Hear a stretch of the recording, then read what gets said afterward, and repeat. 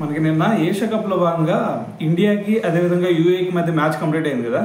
అయితే ఈ మ్యాచ్లో చూసుకుంటే మన వాళ్ళు ఏకంగా 9 వికెట్స్ తేడాతో యూఏఈని చిత్తు చేసేసారు. అయితే ఇదంతా ఒక ఎత్తు అయితే అందరికీ ఒక డౌట్ అరైజ్ అవుతూ ఉంది. దేని గురించి? ఇక్కడ టీమిండియా స్క్వాడ్లో చూస్తే కేవలం మరి బుమ్రా లాంటి ఒక ప్రధాన పేసర్ను మాత్రమే తీసుకున్నారు. మరి ఇంకో పక్క హర్షదీప్ సింగ్ కూడా ఉన్నాడు కదా, మరి అతన్ని ఎందుకు తీసుకోలేదు అనే డౌట్స్ కూడా చాలా మందికి రైజ్ అవుతూ ఉన్నాయి. అయితే ఇప్పుడు దాని గురించి కన్నా మాట్లాడితే మీ అందరికీ తెలుసు కదా, ఇది యూఏఈ పిచ్చులు అంటే మరి అక్కడ స్లో ట్రాక్లు ఉంటాయి. సో స్లో ట్రాక్లు ఉన్నప్పుడు మనం మెయిన్గా అక్కడ మంచిగా ఎవరికి అనుకూలు ఇచ్చేది? స్పిన్నర్లకే కదా మంచిగా అనుకూలు ఇచ్చేది. సో అందుకని చెప్పేసి మన ఇండియన్ టీం ఏం చేసింది, మొత్తం ఐదుగురు మొత్తం బౌలర్స్ని తీసుకొని దాంట్లో ఏకంగా 3 స్పిన్నర్లతో వెళ్ళింది. అటువైపు వరుణ్ చక్రవర్తి, కుల్దీప్ యాదవ్, దాని తర్వాత అక్షర్ పటేల్.